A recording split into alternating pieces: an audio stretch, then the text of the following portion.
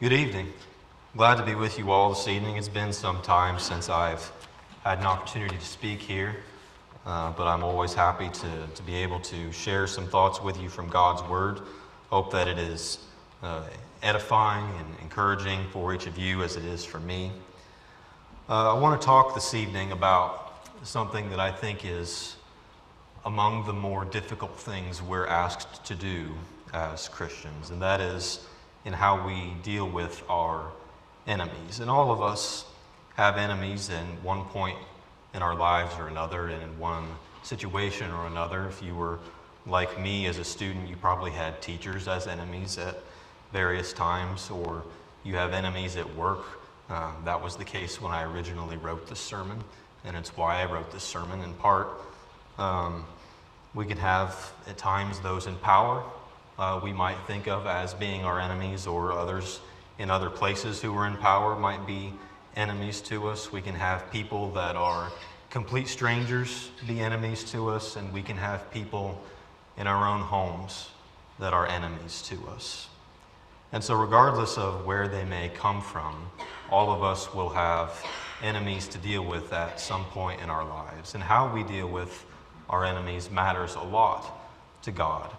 In Matthew chapter 5 and verse 44, during the Sermon on the Mount, Christ says that we are to love our enemies, bless those who curse you, do good to those who hate you, and pray for those who spitefully use you and persecute you.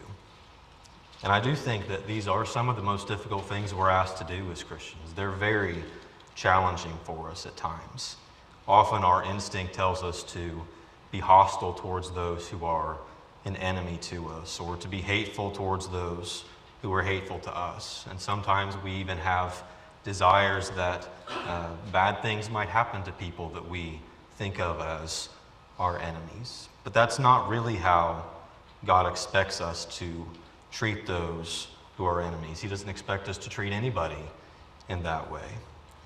But how do we show this type of attitude towards those who are enemies? How do we fulfill what Christ has told us we ought to do?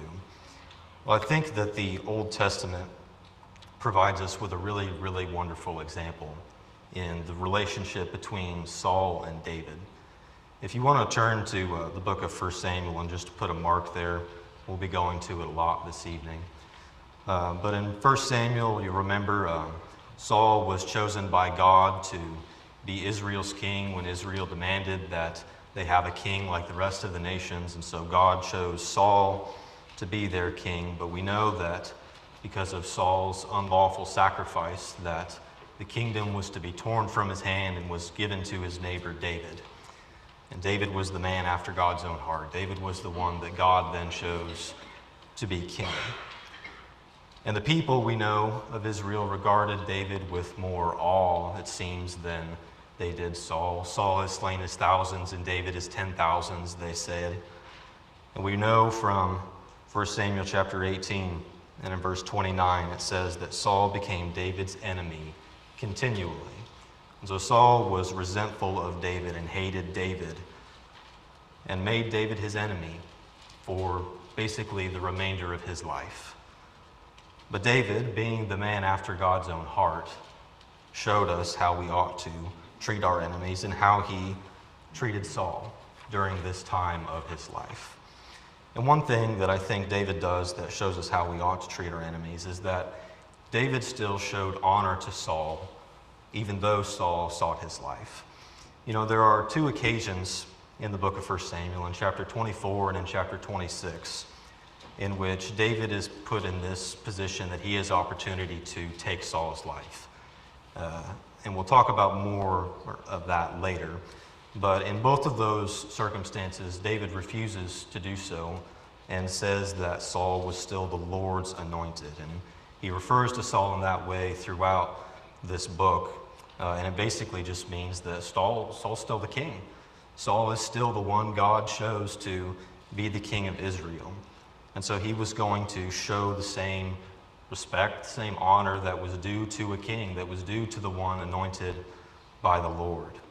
And in 1 Samuel chapter 24 and verse 8, when David has this first opportunity to harm Saul, it says that instead David stooped with his face to the earth and bowed down. He makes this sign of reverence to Saul that's befitting of a king.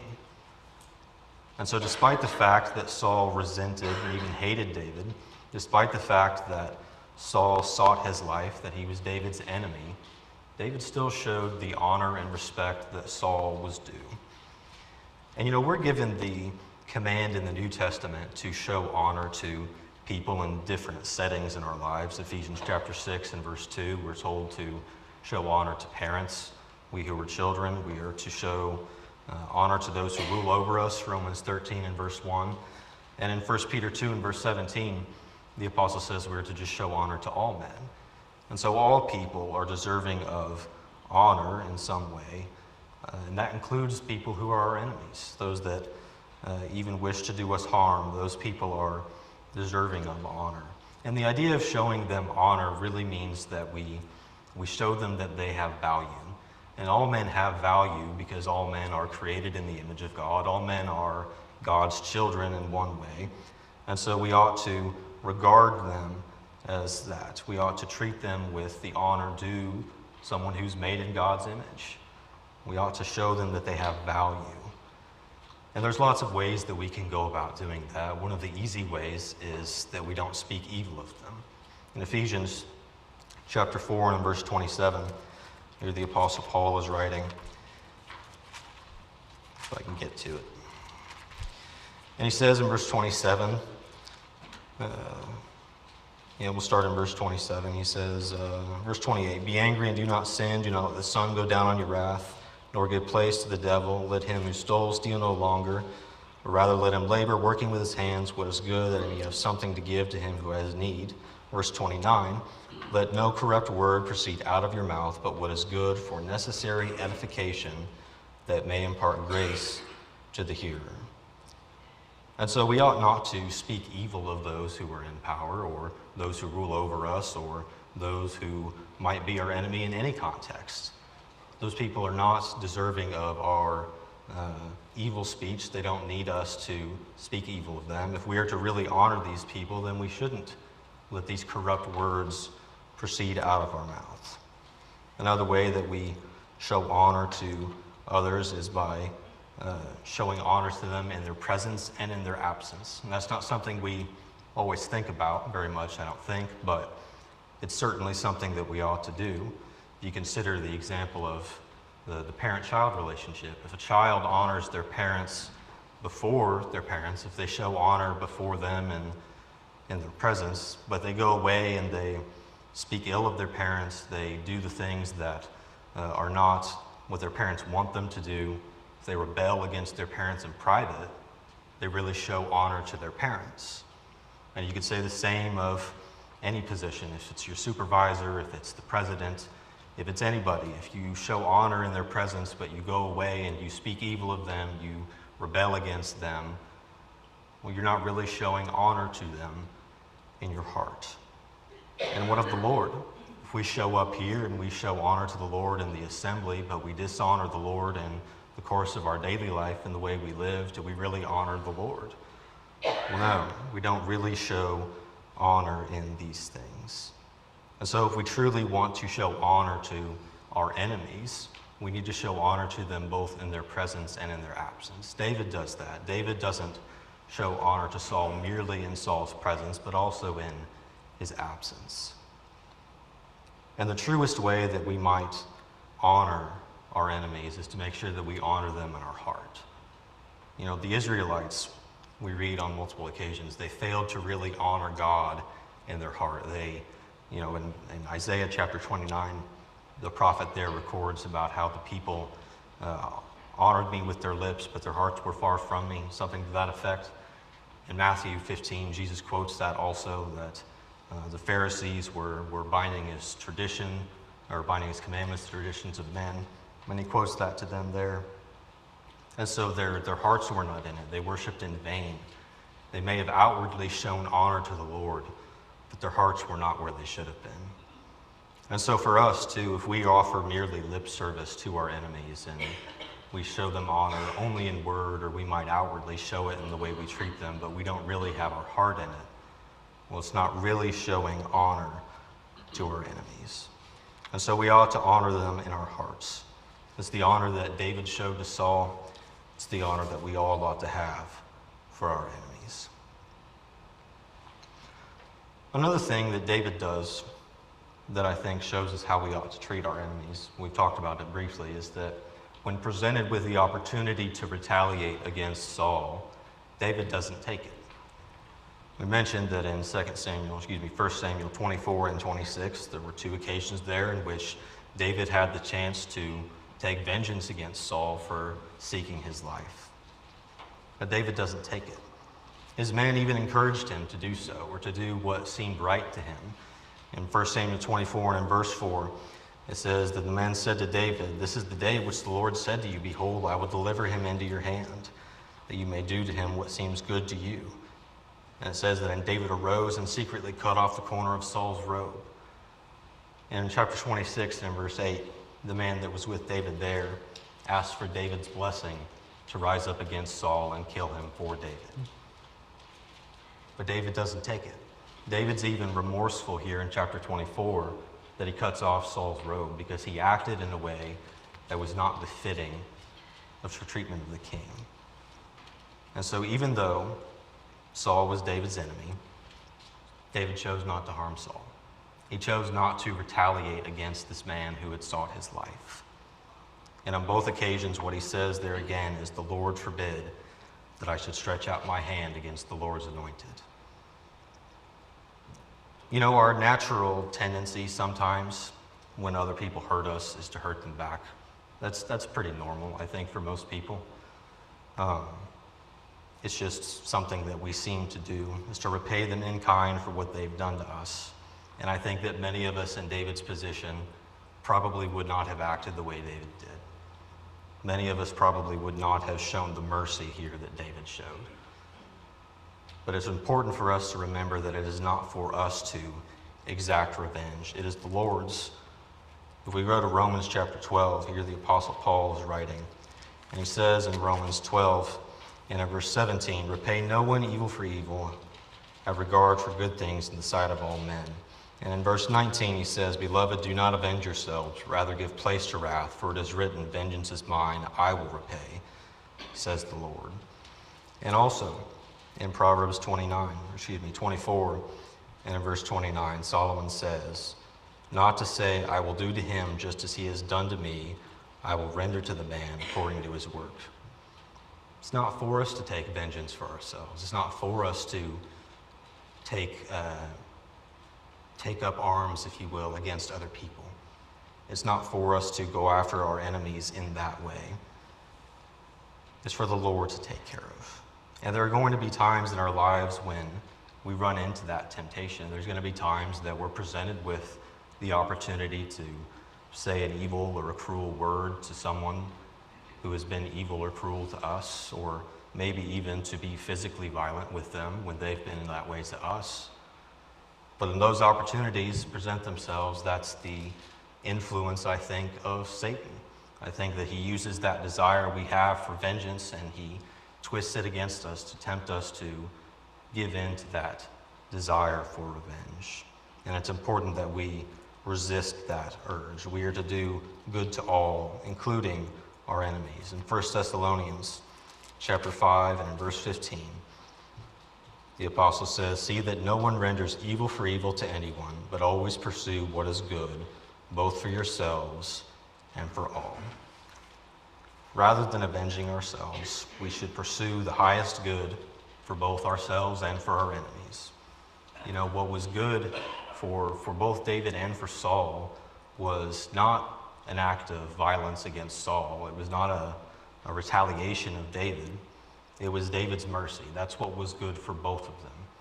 It was good for David because David didn't stretch out his hand against the Lord's anointed, but he also helped take steps towards making peace with Saul, which we'll talk about a little bit later too. And it was good for Saul because it showed Saul that he had no reason to be David's enemy, that he had no cause to seek his life. And so if we treat our enemies with this same kind of mercy, if we abstain from revenge, it will be a benefit to them and to us. In Romans 12 and verse 21, Paul tells us not to be overcome by evil, but overcome evil with good. And so when our enemies hurt us, it is not another act of evil that is going to be of benefit to them or to us, but an act of good. An act of good like David showed to Saul. And so we must not take opportunity to hurt our enemies, but to do good to them. Another way in which David shows us how to treat our enemies is how he responds to Saul's suffering. When we get to the end of the book of 1 Samuel, we see the tragedy that is Saul's death. And we read there about how the Philistines came up against Israel, and the men of Israel fled from before them in this battle. We read that all of Saul's sons, Jonathan, Abinadab, and Malchishua, were all killed, that Saul himself was wounded by an arrow, and rather than be abused by the Philistines, he asked his armor-bearer to thrust him with his sword. And the armor-bearer, being afraid, wouldn't do it, and so Saul threw himself upon his own sword. And we sort of get the indication from 2 Samuel chapter 1 that maybe this wasn't what actually ends up killing Saul, because there's an Amalekite who comes along and sees the battle, and he sees that Saul's leaning on a spear, and at Saul's request, the Amalekite gives him his death blow. And it doesn't end there either, because the Philistines come and they take Saul's body, and they cut off his head, and they take his armor and his head, and they parade around, and they declare his death to all. And they take his armor, and they put it in their pagan temple, and they fasten his body to the wall of Bethshan. And that's how Saul's story ends in the Old Testament. And how does David react to the suffering, the tragedy of Saul's demise? Well, if we go to 2 Samuel chapter 1,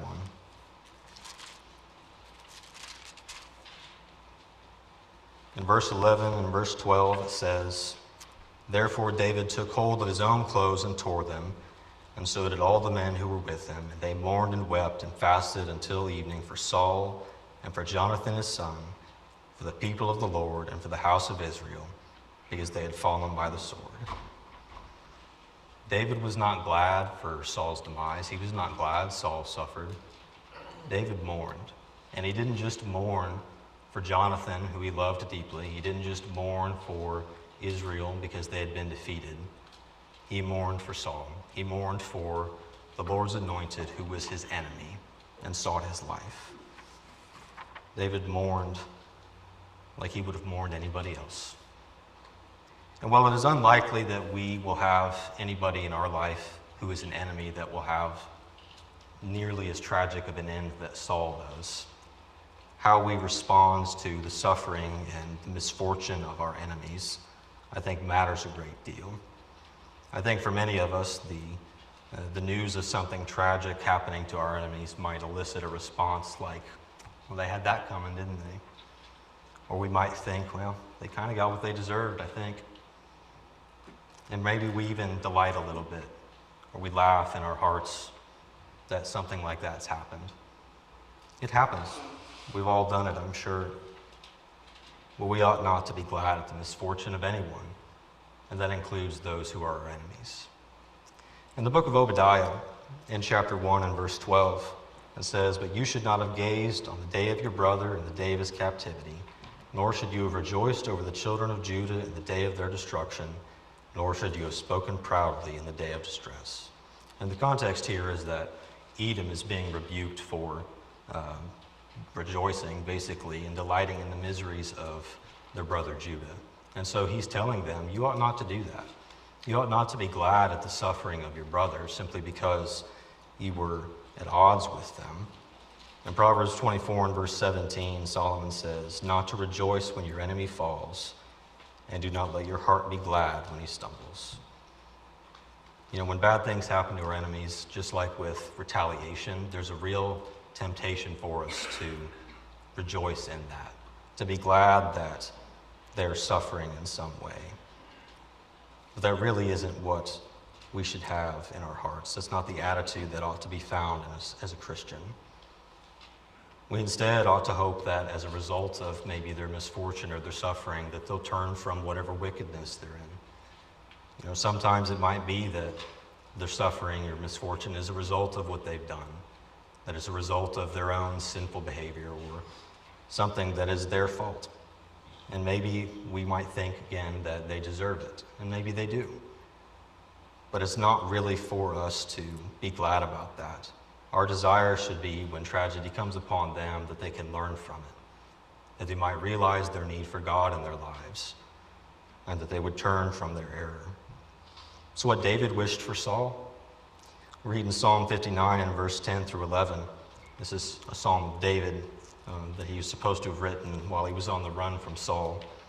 And it says, "My God of mercy shall come to meet me. God shall let me see my desire on my enemies. Do not slay them, lest my people forget. Scatter them by your power and bring them down, O Lord, our shield." And so David didn't necessarily want his enemies to suffer, but he wanted their plans against him to be thwarted. He wanted them to be brought low and to be humbled so that they would no longer seek his life. Well, that ought to be our hope for our enemies. We ought to hope that they turn away from the wicked things that they're doing. That should be what we ask for from God. It should be our prayer that they would recognize that they might be in error and they turn from it.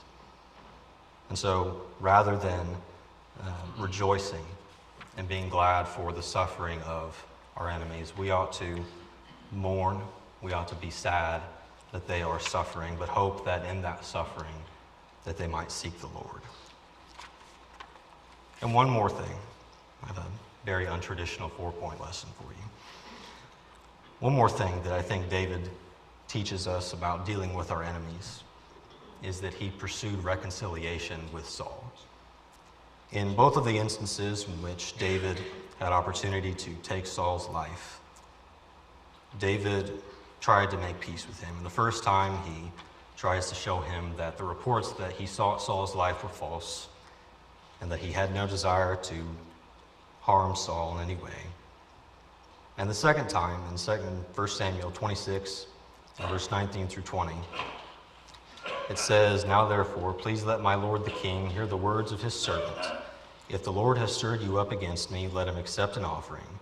But if it is the children of men, may they be cursed before the Lord, for they have driven me out this day from sharing in the inheritance of the Lord, saying, 'Go and serve other gods.' So now do not let my blood fall to the earth before the face of the Lord. The king of Israel has come out to seek a flea, as one hunts a partridge in the mountains." And so David is imploring Saul here to turn away from whatever things men have told him that are provoking him to seek his life. That seeking David's life is as fruitless as trying to catch a flea or trying to catch a bird in the mountains. It's insignificant. It's pointless. He pursued peace with Saul. He wanted not to be at odds with him, but he wanted to be at peace with him. And I think many of us are very content to be mutually and quietly at odds with people that we're enemies with. I think we're content to simply let each other exist, and I'm not going to actively, work against you or do evil to you, but I'm not going to go out of my way to try and do good either. I'm not going to try and break down these things that have made you and I enemies. We're content to live in mutual distaste of one another. But really, we ought to be pursuing peace with one another. We ought to be at peace with all men, including our enemies. In Psalm 34 and verse 14, the psalmist says, "Depart from evil and do good, seek peace and pursue it." And in Romans 12 and verse 18, "If it is at all possible, as much as depends on you, live peaceably with all men." We should desire peace with all those who are enemies, not simply exist in this cold war with one another, not just be okay disliking each other or hating one another even. We ought to confront one another and break down these things that have driven us apart. We've sort of looked at this in the lens of that we've done nothing wrong and that they're just our enemy for no reason. But it's possible that we've done something. It's possible that someone's our enemy with cause. Well, if we come to realize that, we ought to seek out that person. We ought to seek their forgiveness and reconciliation. If we go back to Matthew chapter 5, if we look at verse 23 starting, it says, Therefore, if you bring your gift to the altar and there remember that your brother has something against you, leave your gift there before the altar and go your way. First be reconciled to your brother, and then come and offer your gift. And so if we've wronged somebody in some way, if we've made someone our enemy and given them cause to be our enemy, then we ought to seek them out. We ought to ask their forgiveness, and we ought to try and make amends for whatever it is we might have done. And even if we've done nothing, but someone else has given us cause to be their enemy, well, we ought not to just sit on that. We ought not wait for them to realize that and then come to us to ask forgiveness. If we go to Matthew 18, here Jesus is talking about forgiveness again. And he says in verse 15, moreover, if your brother sins against you, go and tell him his fault between you and him alone. If he hears you, you have gained your brother. And so we ought to, in any circumstance, we ought to seek out forgiveness, regardless of who is wrong, whether we need to be forgiven or whether we need to forgive others.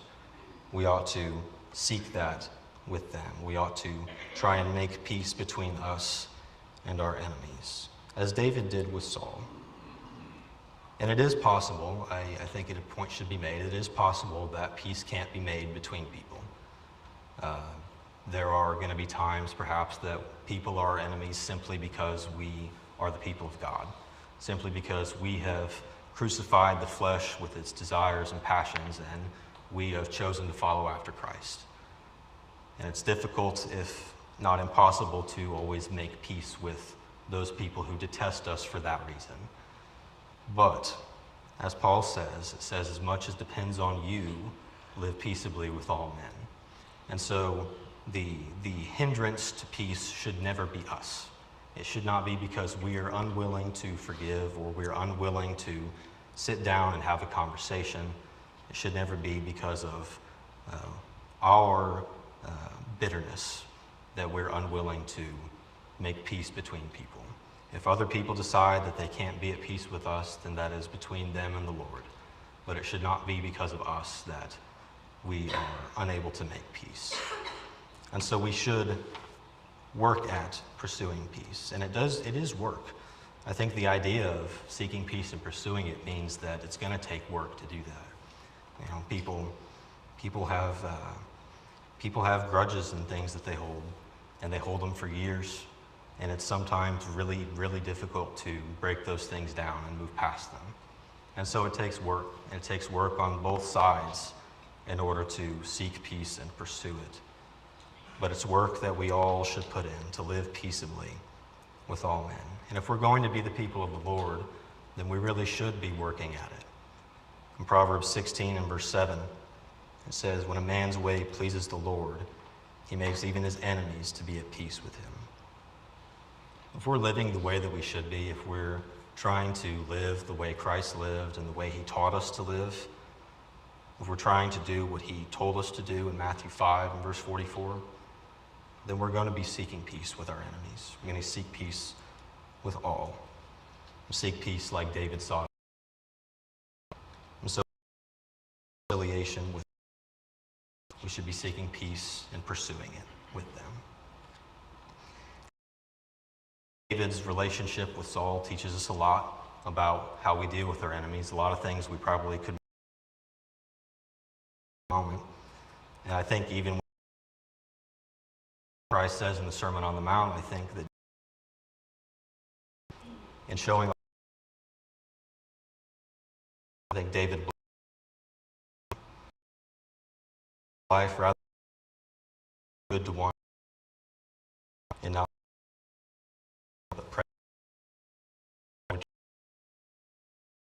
David, and in all these things that David did, his enemy. And I think it's important we all have enemies in our lives to peace with. In general, that as a species, humanity is very good at making enemies out of one another, but we all have a common enemy too. And if we continue to make enemies out of one another, which is what he wishes, it's what he wants us to do, well, it's not going to be very good for us. We ought to make peace with one another. We ought to recognize that we have a common enemy and we ought to be at peace with one another. We ought to resist him rather than continuing to make enemies of one another. I hope this has been encouraging for you. It's a lesson that I always need to hear once in a while.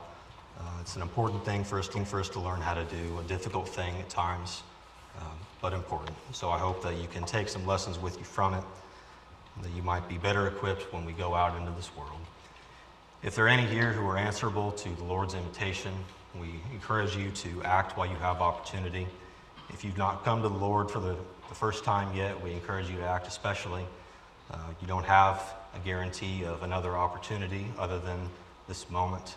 If you've been a friend of the world, we read this evening from James chapter 4 that friendship with the world is enmity with God, and he who makes himself a friend of the world makes himself an enemy of God.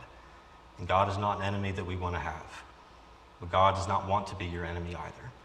God desires all men everywhere to be saved and come to the knowledge of the truth. And he gives you the opportunity to make your life right with him now. If you need to repent of some sin in your life, we encourage you to do that as well. If you need anything else, we encourage you to let that be known to any of the brethren here. We'd be happy to help you, to pray for you, and do whatever we could. Whatever you need by be, we ask that you let it be known while we stand and sing.